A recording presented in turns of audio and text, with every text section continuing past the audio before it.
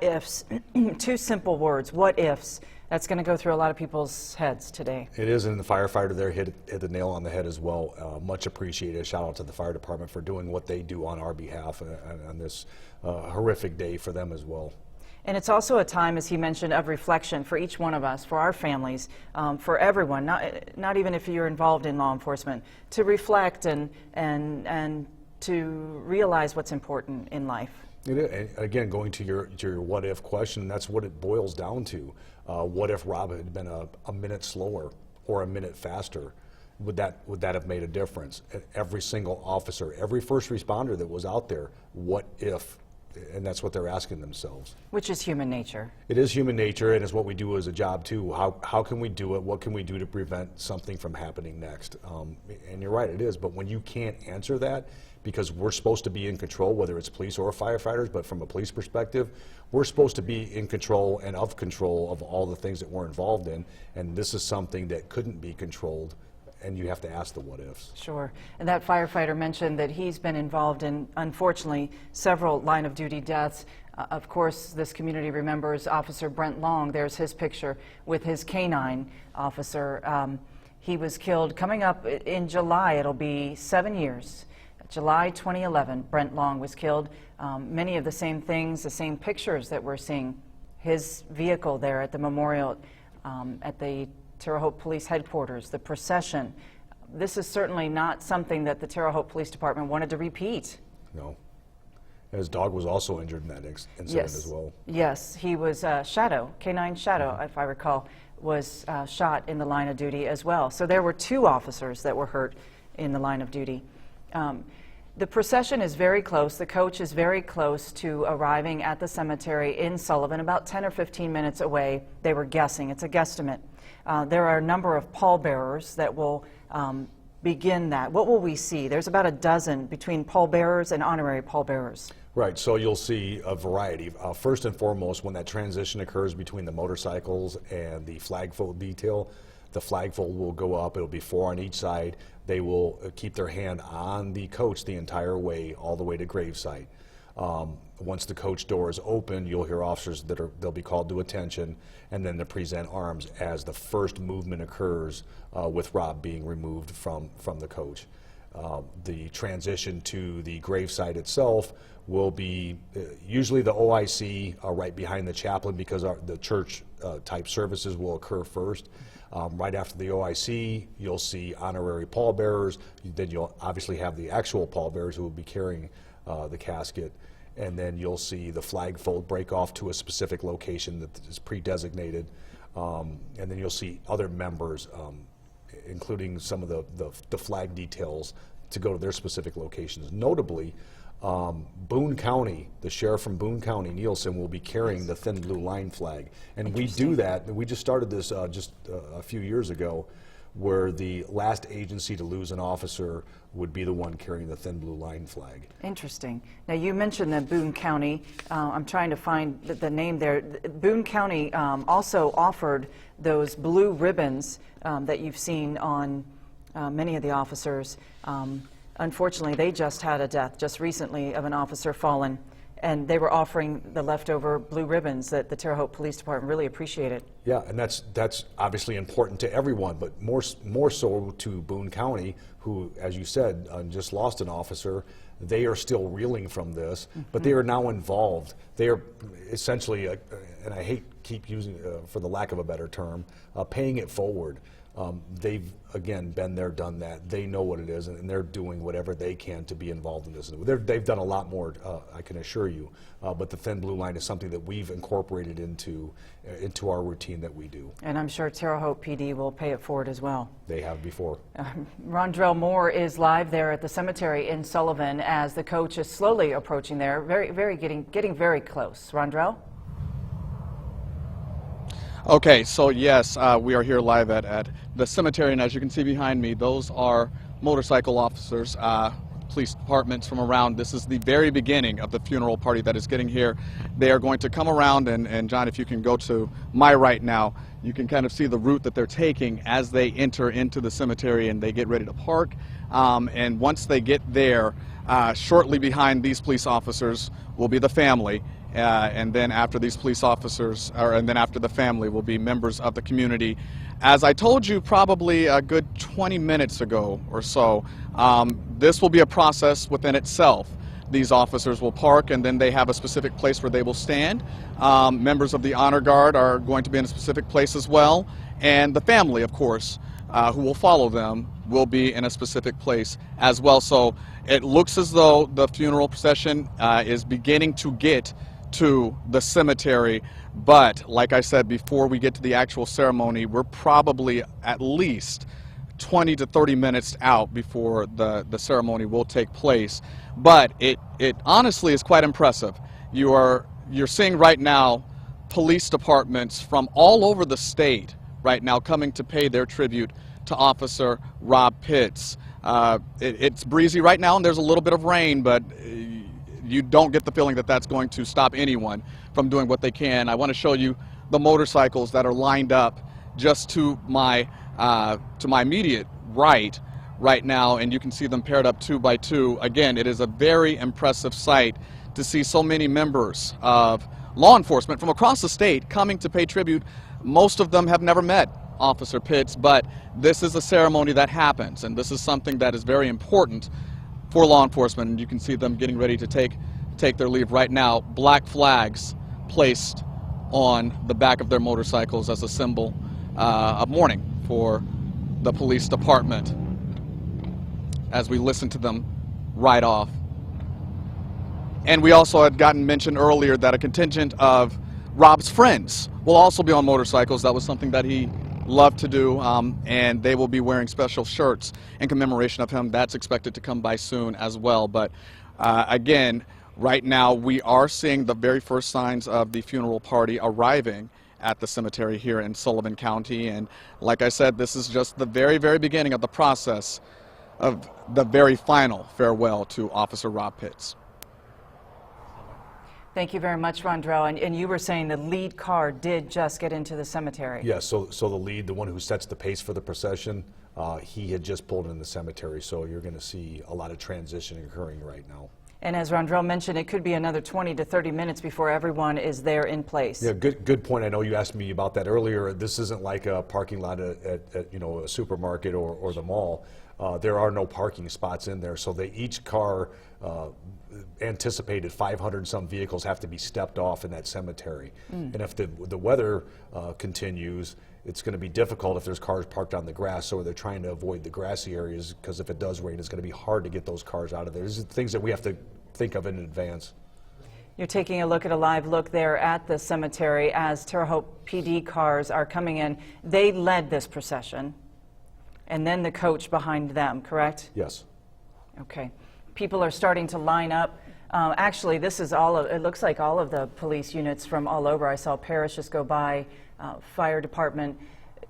If you are just tuning in, there are police officers, men and women from all over the country here today, hundreds, to pay their respects to Rob Pitts. There's Mount Vernon Police. We've seen Indianapolis, Carmel, Montezuma, Jasonville, Shelburne. Of course, Sullivan, that's their brother who was killed in the line of duty. New York, Arizona. You mentioned some others, North Carolina, all sorts of states. Yeah, Virginia, New York, Colorado, Aurora, Illinois, Dallas, Chicago, Illinois. I thought there was a Joliet, Niles, Michigan. I'm sure there's probably Detroit, at least Michigan State Police. Pennsylvania State Police usually send somebody, so does Ohio State Police. Florida will do that as well. So there's quite a mixed, a variety of officers that'll be here. And we know Terre Haute Police Department do the same thing. We've covered them getting ready to go to a fallen officer's funeral in other states and parts of the country. Yes, I've done many funerals over my 30 years, and I have never not seen a Terre Haute officer there. We now have the audio, and this is something that we've really been looking forward to hearing. It is moving, and there's a lot of tradition to this. The audio of the end of watch call. Let's listen.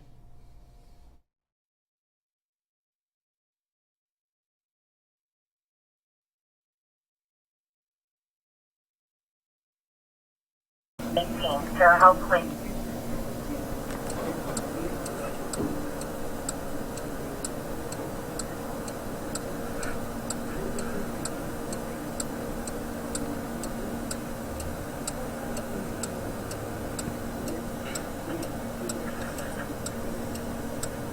4th, 2018, Terre Haute Police Department Officer Robert S. Spence answered his final call.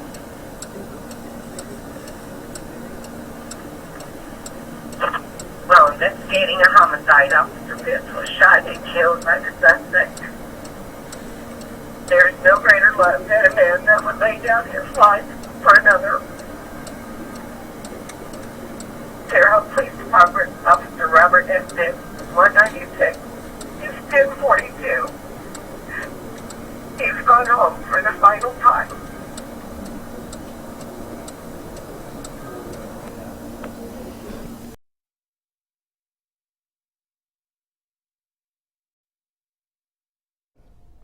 That was heartbreaking. Very hard for the dispatcher. I'm not sure if she was the actual dispatcher the night that this happened, but that's often what will occur. Before that, what you probably couldn't hear, or we couldn't hear on the audio, was they tried to summon Rob several times on the radio, and that's what they typically do in these cases. And then when there was no response, an alert tone, they hit the alert tone, still no response, and then you heard ultimately that he's 1042 or off duty or into watch for the final time. Extremely difficult for everyone, and especially as you heard with the dispatcher, how they're able to even get through it as she did is just is unbelievable. You were telling me a story off camera of how one time it was the mother of the fallen officer who gave that call. Indy Metro. She sure did. Right there, actually, at the service itself, because there was an ice storm the day that it occurred, so we couldn't do any movement with the procession. So we did everything within the confines of Bankers Life Fieldhouse. Yes, and she did it with a radio in her hand as her son's casket was literally 10 feet in front of her. Very strong woman for sure. You really heard the emotion in that dispatcher's voice. As sad as that is, though, that one final call is a sense of closure, perhaps, to some of them, to her, to the dispatch unit. Can it be some closure, something good out of it? It could. You know, it could be the most minute thing that could be that sense of closure. That could be the what if for that dispatcher if she was the dispatcher the night that happened. Or I can assure you the other dispatchers that were in the room, they were probably there as well. If not, they heard it. That could be some component of closure. Well, and as some gentlemen in the funeral had mentioned, the two words that was said over that police radio, officer down, those are two words you just never want to hear. When you talk about heart stop, lump in your throat, whatever you can think of, that's exactly what it is. It's just a moment you're in shock and awe, no matter what you are doing. That is the last thing that any officer wants to hear on that radio or say. And when those words were called, I can tell you, and you can attest to it, of all the different police units, fire department, any member of a first responder, they went to that scene. That's right. And it's not just because of the officer down. They don't know what's going on, what else is occurring. Sure. So we know it's got to be the worst case scenario when an officer says officer down or somebody else calls an officer down. Okay. We're going to take another live look here, a live look at the cemetery. One gentleman just standing there, a member of the community, no doubt, who is giving his respect, showing his respect. And you see one of the flags that are there, that's typically the Patriot Guard will put those. You may see the entire entrance lined with those flags based on the amount of Patriot Guard that are here, and I saw quite a few of them this morning as well. And the Patriot Guard members, aren't they usually former military, a lot of them? Yes, and as you heard the gentleman earlier, they're just doing whatever they can to thank us for doing whatever we can. Sure. And of course I'm paraphrasing, but that's how we get it, and it means a lot. You're also seeing, look at that, Palestine, Oblong, Robinson passed by, officers from all over, Hudsonville, they're coming up from those areas there in Illinois, and they're all in our viewership and all in our viewing area. State police, they're just showing their respect and giving their respects to Rob. That flag, it's getting windy out there, Scott. In fact, Rondrell has said it's starting to sprinkle. We can handle sprinkles, no storms. We can handle sprinkles and we can handle wind. As I told you earlier, we have a casket band on there. They will ensure that is in place when they go ahead and move Rob from the coach to gravesite. So that's the reason we have that casket band. And that is to hold the flag in place so it doesn't fall off. Certainly don't want it to fall off on the ground. No, absolutely not. We'd have to destroy the flag at that point. Okay, so they will take that off and then go through the ceremony of presenting that flag to the family? Yes, that's the flag that's been on the entire time. That will go to the family directly. I don't know who they're giving it to, but you'll be able to see. You'll see the chief go ahead and present that flag, say the words that he's going to say on behalf of a grateful nation, a grateful state, and a grateful community in Terre Haute. We appreciate the service, something along those lines, and we'll have a personal message included in there as well. Okay. I can tell you that our cameras are, of course, and understandably being kept at some distance, certainly from the family. We do not want to show them in this time of grief.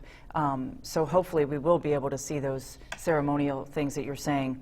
Rondrell Moore is live out at the cemetery. This will be the final resting place for Rob Pitts. It is in Sullivan, the Center Ridge Cemetery off of Johnson Street. That procession is making its way there, and the coach is making its way there. It is my understanding that we can ask Rondrell questions. Rondrell, has the coach arrived? Well, just take a look directly on your screen right now, and we have a procession of people entering into the cemetery right now, and I believe that that's part of the procession right now, perhaps members of the family. And you mentioned it a little bit earlier, Patrice. We will respect the family during this entire process, so you will not be seeing close-ups of any family members who are grieving, any family or friends. We will be very respectful during this process, and much of the time I will be completely silent, and I'll make sure that if there are questions that viewers may have or something like that, that our expert will be able to handle it back in the studio. But right now you can see the process looks as though it's beginning. People are walking through right now, again, a very somber mood as they get ready to say their final goodbyes to Officer Rob Pitts. I just wanted to make a quick weather note too. To my immediate, I would say, west, the sun's out now. Those drizzles that were happening a little bit earlier, almost right on cue, have gone away. And as we get ready to say our final goodbyes, it looks as though the weather will cooperate for right now. It seems just absolutely appropriate right now. So, as I said, it looks as though things are beginning to line up. So I'm going to toss it back to you. I will be available for comment as things happen, but as I said, we really want to try to be as respectful as we can as the ceremony begins. Patrice. We want to stay on that live look if we can, please. Scott, you're saying they're starting to line up in formation? Yes, so there's specific, and I'm sure Rondrell could see it out there where specific areas are marked off, whether it's by spray paint or other means, maybe little flags. The officers are in a specific formation. They'll line up so they don't obstruct anyone's view, and then the family will be directly across from them. There will still be officers commingled with family and behind the family, but they're specifically making space for the pallbearers, obviously, the honorary pallbearers, the flagfold detail, the bugler who's going to be playing taps, the firing party, etc. They all have the designated locations, but they have to get to those locations because some of them are not on site yet. They're still arriving. Will it be a similar formation as to what we saw outside the Holman Center, waiting for the casket to come through? Yes, so when you look at straight down the line, shoulder to shoulder, yes, it'll be very similar. Now you're seeing the beginning stages of this right now. This could be another 15 to 30 minutes roughly, maybe a little bit longer. Again, it's based on the parking, and if they're going to put cars in the grass with the weather forecast the way it is, it's going to be a little bit more difficult to do that. But then they're going to have to step off vehicles, meaning they're going to have to know how many cars exactly there are based on the measurements that they literally walked. When you saw Scott McDaniel earlier walking off 1 foot in front of the other, how much distance they would have to park vehicles. Okay, and certainly hoping that the rain will hold off until the family arrives. Let's do another reflection if we can, please, a beautiful piece put together by my colleagues here at News 10.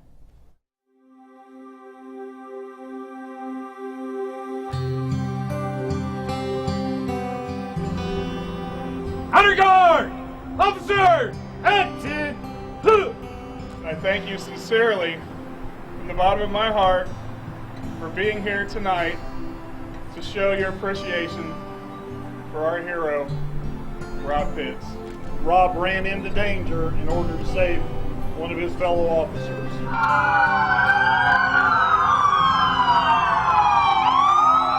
He made the ultimate sacrifice, and with that, we are so grateful for his life. We're so grateful for his service and the protection that he gave not only us, but all those around him. There is one piece in there, one picture in there in particular that's very difficult to see, and that is of Rob's mother reflecting, and then his daughter, his young teenage daughter, sobbing at his loss, at her loss. We want to check with Kevin Orpert. Meteorologist Kevin Orpert has really been watching for these storms, hoping that they stave off. Kevin? Okay, thank you, Patrice. Just a moment ago, Rondrell Moore mentioned that it had rained a little bit, but now it was easing up, that there were some sprinkles, and that was about what they were dealing with. And the good news is that here is Sullivan here. This is where we're talking about, this area right in through here. But as you can see, the heavier amount of rain has moved off to the east. And so it would seem that while it's still cloudy and we still have a few sprinkles, there are no big areas of rain moving in. There are no big storms or anything like that. So from what I'm seeing here, the ceremonies will be able to continue in the outside. I can't rule out some sprinkles and certainly some breezy conditions, but it looks to me like the heavier rain is now moving off to the east, and so that would be good news for everyone gathered down around Sullivan. Of course, I'll continue to monitor this for you, but at least in the short term right now, it looks like this rain is moving off to the east. So far, good news. Thank you very much, Kevin. Now, let's talk about some of the things that we're going to see during this burial ceremony. You mentioned taps. Now, it is my understanding that you never speak over taps, correct? What is the history there? That is correct. But first, again, besides News 10, shout out Kevin for making that rain go away. That's going to help out everybody there immensely. I don't know how you guys do it. You've been phenomenal for the past several days, let alone today, especially with the pieces you put together, too. And now you throw Kevin in the mix to make that rain out of here. You guys are performing miracles. I don't know how you're doing it, but it's pretty phenomenal. But with taps started way back in the day, again, 1800s. It was lights out or extinguished lights. So they would put out campfires or other candles, etc., in campsites, usually during wartime. That means everybody extinguishes and goes to sleep. That's what it meant. So this is a final rest, taps, go to sleep. That's the short version of it. Interesting. Again, that was in, I did a little bit of research on that part of it because I was like, when did this really happen? So it was called extinguished lights originally, and it got changed to taps in 1874. Written by Butterfield. He was the composer. Okay. Now, most likely bagpipes will be at the ceremony. That's tradition. Yes, that's tradition, which I'm glad you mentioned that because a lot of people just assumed we've always done that, and we haven't always done that. So back again in the day, everything's a lot of history involved here. Irish and Scottish came over, whether by choice or whether by will or not by their choice. But when they came here, many became police officers and firefighters. But police officers first, because that's what we had first before the firefighters, because it was community back then, and it still is. But they would bring, obviously, their heritage with them, their what they did, and sat around, whether it was with family playing or whatever. That morphed into, at firefighters and police officers' funerals, they started playing. New York, Boston were the first two. I know they argue back and forth like they do in baseball games who was first, but I'm giving it a tie. Sure. That both of them were first, but we've just incorporated nationally now. At a police officer's funeral, we'll have at least one bagpipe, if not an entire cadre of bagpipes. Now, will they, and you're only predicting, do you know if they will play Amazing Grace? Usually during the flag fold, that's what occurs, Amazing Grace. They could play a variety of songs. Going Home usually at the very end is one. So you already know my and most sentiments when it comes to Amazing Grace. Going Home is another one that's very difficult because we know that's it, and that's the end of the ceremony, and it's the last farewell to the officer. The Amazing Grace, will it be the police department's version? Do you know? No, they'll just play that solely on the bagpipe itself. That's my assumption what will happen. But again, this is something that's worked out with the family and with THPD. So. And it's my understanding, looking back at the history of Amazing Grace, only because it's one of my very favorite songs, is that there are several stanzas there to this song, 4 stanzas, my understanding, please correct me if I'm wrong. The first stanza being the person's birth, in this case Rob's birth, and then stanza 2 and 3, the development, his growth, stanza 4 representing Rob's death. Right. Right, and it does, and that's generalizing, but when you throw in the policeman's tribute, that's a whole different that many people do not hear. Again, one too many have heard it, but many people do not hear. And then, especially, I cannot, for whatever reason, every time you mention Amazing Grace, a policeman lost his life today, the reason why I cannot say.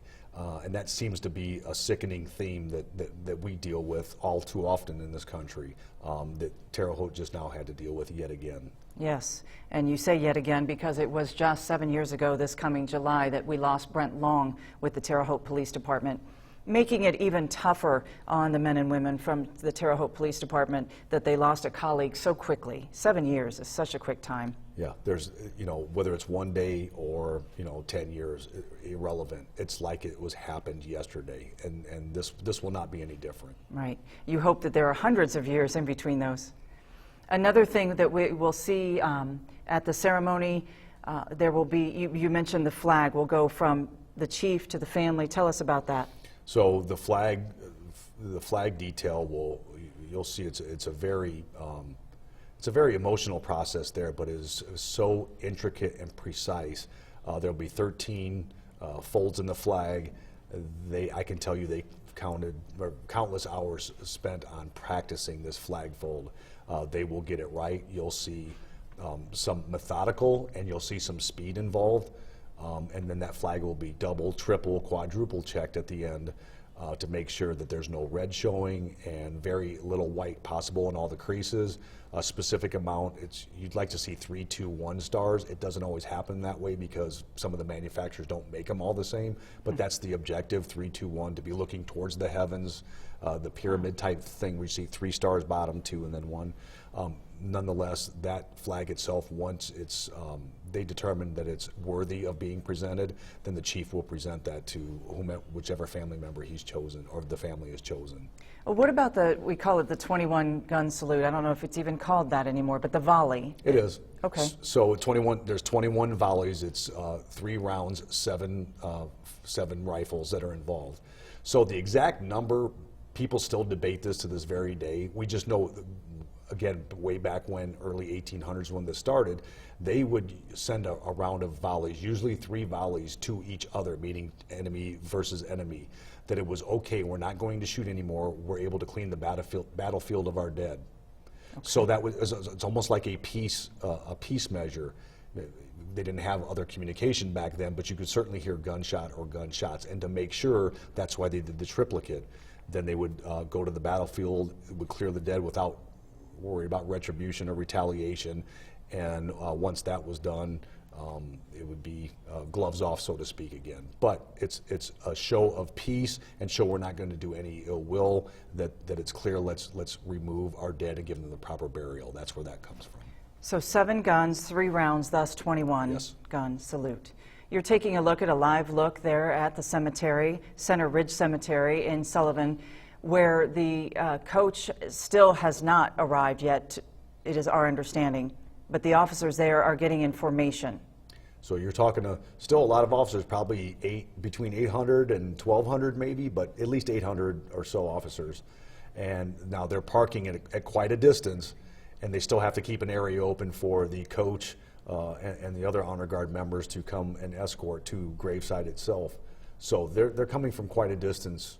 You'll see family will be right behind the coach, along with the pallbearers and the honorary pallbearers. They'll pull up right to the gravesite or close. It's probably about 25 or 30 yards. Rondrell would know roughly from where they're going to stop to where the gravesite is. The pallbearers that will be taking part are all Terre Haute Police Department members. There's 1, 2, 3, 4, 5, 6, 8 pallbearers, and honorary pallbearers make up members of the FBI, Indiana State Police, Sullivan Police, and several family friends. Rondrell Moore is still live there in Sullivan for us, and Rondrell, it looks like the Terre Haute Police Department cars are there, which may allude to the fact that the coach is close. That's exactly right, Patrice. We were speaking with experts a little bit earlier, and they said that the Terre Haute police will be not too far from the family, and we are seeing those police cars come in right now. It's been a steady stream of law enforcement coming and standing in formation. You were looking at that video not that long ago, and you had made the mention, Patrice, a little bit ago that it's impressive because these are police officers, sheriff's deputies, first responders from all over the state, and in some cases all over the country. We've seen some from Illinois, I believe some from Ohio, that have been coming here, and what is very striking is to see that even though they are from very different places, they are all in unity. If you can just look at the group of police officers who are standing right now, preparing for the family to get in, you can see that they are all basically in one accord. They may have on different uniforms, and some are even in plain clothes, but they all are here to honor Officer Pitts. And as we had mentioned before, the Terre Haute Police Department, they are here obviously in full force. Officer Robert Pitts was one of their own, and so they are here to pay their tribute for him. Those cars are coming in. We also see some Vigo County Sheriff's cars that are also coming in too, which is all the more sign to believe that the coach itself is not that far away. And as we were just talking about a little bit ago, these cars have to be parked, and then from there they have to walk to this specific location. Where you're looking right now, that's where law enforcement will be standing. That's where they will be placed throughout the duration of the ceremony. And John, if you could just go to my left a little bit, you can see right now under the shelter, and we can show you it now because it's vacant at this point, but we won't show much of it as the ceremony starts. That's where the family will be seated, directly across from the police officers and the law enforcement, and in the middle is where Officer Rob will be.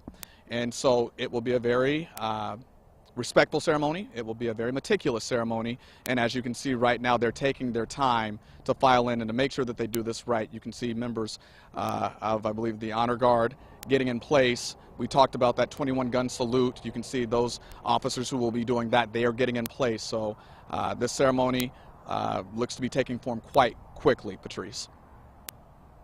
Impressive sight there to see those 7 gentlemen getting ready to do their job. Let's talk about their uniform. If they could stay there on that shot, there's the red cord. That's Indiana State Police, and they do an outstanding job at the firing party, is what we call it. They are unfortunately well versed in this. They still practice even though they know what they're doing with their eyes closed at times. But so they all have the red braids. You see it's similar to what most agencies do, will be over the left shoulder area closest to the heart. There's no specific reason that some agencies prefer it that way. Others will put it on the right side. If you look at the conservation officers or DNR officers, theirs are on their right side. So the braids themselves came from, again, back in the old days, everything from tradition, where they would used to keep the handguns intact in case you were running or fell, you would not lose your handgun. They didn't have the holsters and things that we have nowadays, so that's part of the reason why they have those, the cords or the braids that we call them. And the strap across their chest there, that's part of their formal uniform. Right, so that's part of, it's called a Sam Brown. That is part of their dress uniform. They don't wear it all the time. There are breakaway straps on there, but you can see how dangerous those would be if you were in a street situation, if you will. So that is primarily ceremonial, but you'll see how it helps keep the gun belt up itself. There's still a lot of weight on there because you still have an actual sidearm and bullets in there. The white gloves, what kind of gun are we looking at? That looks like those look like M1s. Sometimes they'll use M14, but M1 Garand, which is very old, World War I end to World War II era. A lot of departments, we have them as well. That's, if you remember the casket watches they were doing, they were using M1s as well doing that. So these will fire blanks, specific rounds that we use for that.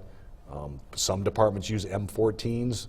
Some will use AR-15s or M16s, but each one will be racked individually. And that's, I think, where you get the prominent effect of each round after it's fired, discharging that shell casing. The goal is to be in unison, correct? Yes, yes. The objective is to make it sound like 3 shots only out of the total 21. That is extremely difficult to do because each round meaning the blank is manufactured different. It could be 1 grain of powder less or more. It could impact how that round goes off. So for you to get 3 shots total, what you hear out of 21 actual, that's very hard to do, and they're very good at it. I imagine. Now, one more question. The call, they'll get a call. How will that go? So you hear the officer in charge. Once the committal service is done, which probably won't take very long, no more than 10 minutes, but 5 to 10 minutes, and you'll hear invitations being expressed. That will immediately turn into the police ceremony. So you'll hear the officer in charge. He will say, officers, color guard, honor guard officers, attention. They'll all come to attention, and 1 of 2 things will happen. Either he'll have them present arms right away, which means salute, and then he'll say, firing party, fire 3 volleys, which means firing party to shoot. Then you'll hear taps. Or based on Terre Haute's policy, it could be different. They could even do the flagfold before taps. So it's based on what Terre Haute's policy is. Nonetheless, they're still called to attention. They're still called to present arms. That present arms will remain until taps is done being played, and usually during the 21 gun salute as well. It won't be a salute while they're doing the flag fold. That's when you'll probably hear the Amazing Grace or whatever song the family may have chosen for that. Sure. And from the sounds of the funeral, Rob was a big country music fan. But I imagine this will be a little more ceremonial. But nothing would surprise me. It could happen if that's what the family wanted, and it's not tradition and it's not custom, but we can't say it can't be done either. Absolutely. Sure. It is up to the family first. What about, we're expecting to see a riderless horse as part of the ceremony. So if we do see that, and you'll see the riderless horse, which is really nothing in and of itself. That actually started with George Washington. There was more, he had like pistols and things that were attached to the horse, but what you will notice if we do have the horse will be the boots facing backwards, and a lot of people were mesmerized or actually miffed by this, couldn't understand why do you have the boots on backwards. Well, the boots on backwards is symbolize that officer, which in this case would be Rob, looking back at his troops, saying goodbye to them for one last time as he's riding off. He's still facing his troops.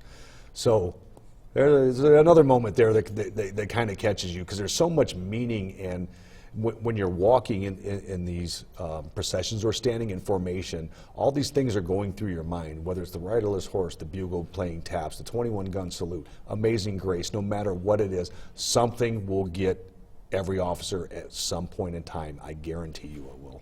It's just fascinating, the history that goes into all of this. For those of us not involved in the military, to hear all of the history, and just rich history.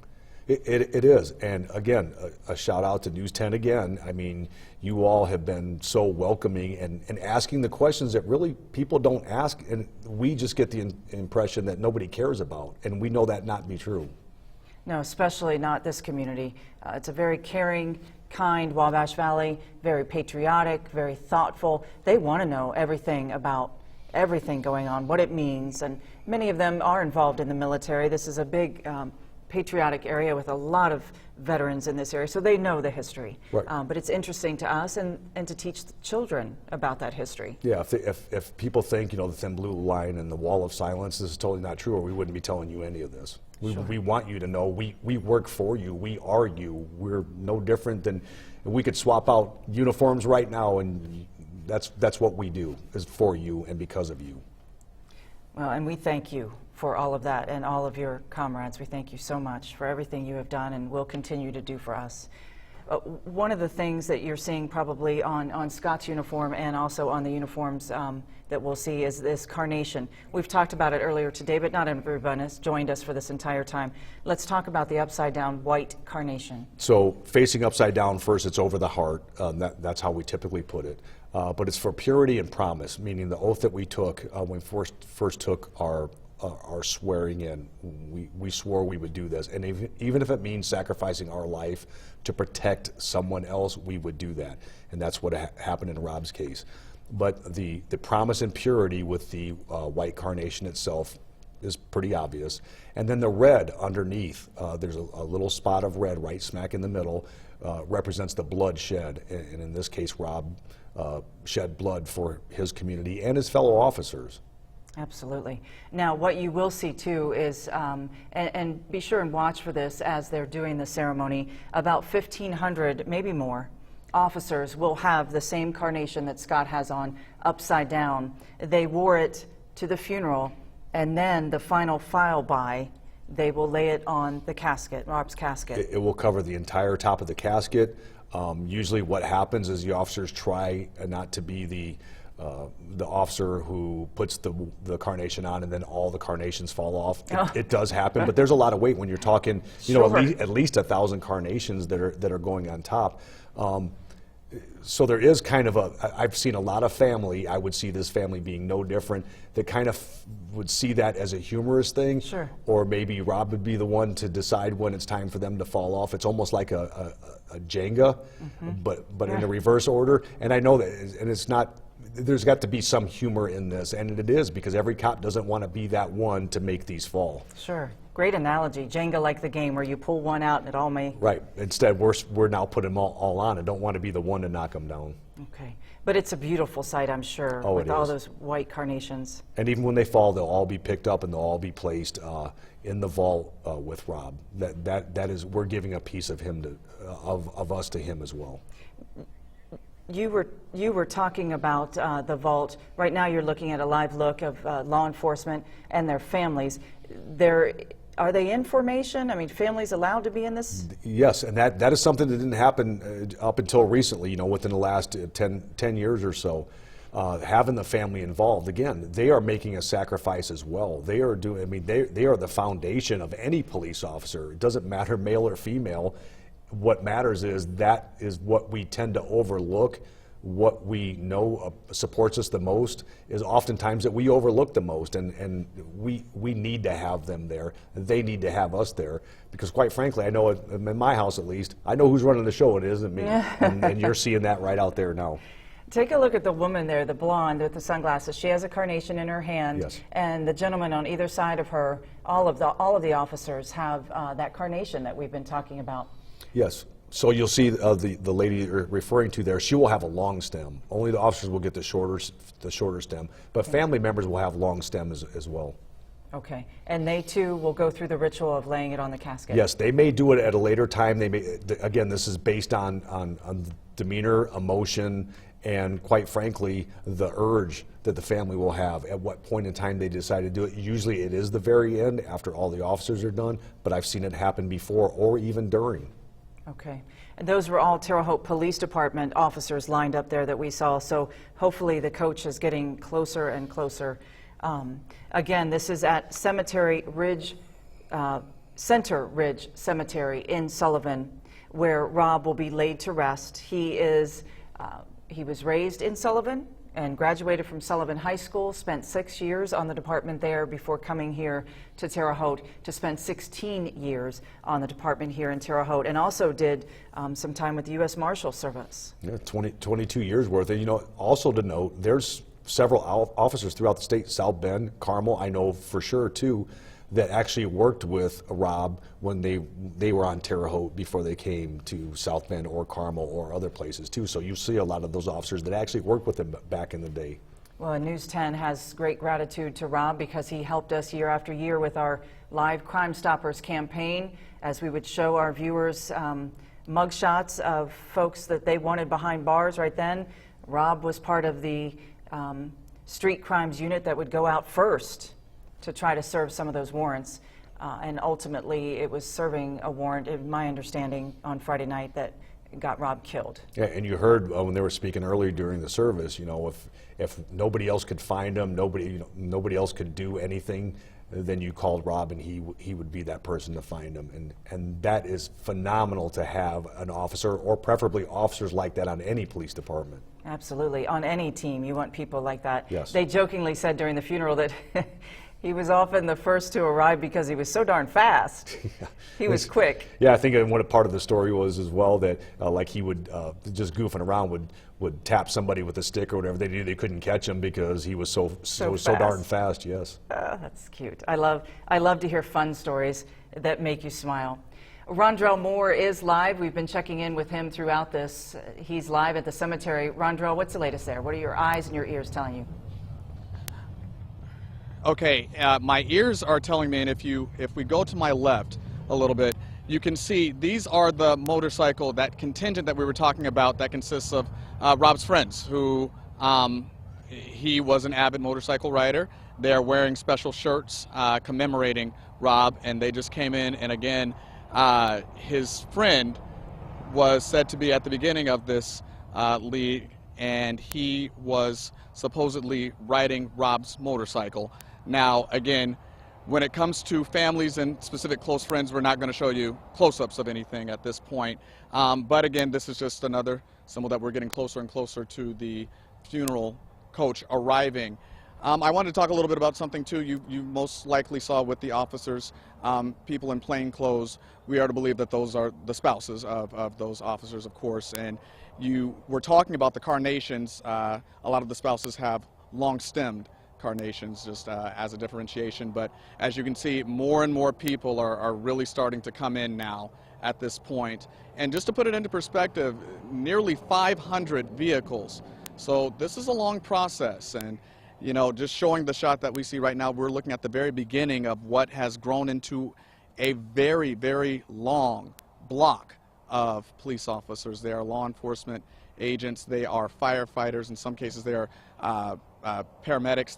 There are all members of first responders that are here in unison right now, getting honor to pay their final respects to Officer Pitts. So again, we are that much closer to this ceremony starting, but I got to tell you, it's pretty impressive to see what we're seeing. And as I turn around right now, I see members of the community just standing in complete silence. They're looking to honor Officer Pitts right now as it stands. I see people pulled up to the side of the road on US 40, some holding flags, others sitting down and watching, but everybody doing what they can to pay their respects to Officer Pitts. It's quite the scene right now, Patrice. Rondrell, if you could please ask John to get us a shot of the vault. It looked like it was just magnificent. Scott was telling us how it was engraved. You passed by it as you took the camera. We can't show the vault because it's not where it's going to be marked. We cannot show the vault. Oh, you cannot show. Back off that one. Okay, certainly. We want to be respectful. It looked like, though, that it was magnificently graved with a flag and Rob's picture. Scott, you had said that was probably donated. The artist's work there is just amazing. Yes, that's typically what happens, you know, whether it's the funeral home or whoever designs and builds the vaults may have done it as well. I don't know that for sure, but that's typically what happens. Okay. And Rondrell, good point there, good catch there. Yeah, because it would be unethical if you would do a close-up on that based on what Rondrell just said. Okay. You had pointed out, though, that how beautiful that was and what a beautiful tribute to Rob. But you are looking at flags there flying. The wind is still trying to pick up, but Kevin Orpert's done pretty well at keeping that rain off. He sure did, and I can tell you what, a lot of the officers, if not all of them out there, are pretty thankful right now that there is a breeze going on without the rain, because it is very, very hot in those outfits. Rondrell, can you see the coach, or is it, from your vantage point, is it even within eyesight?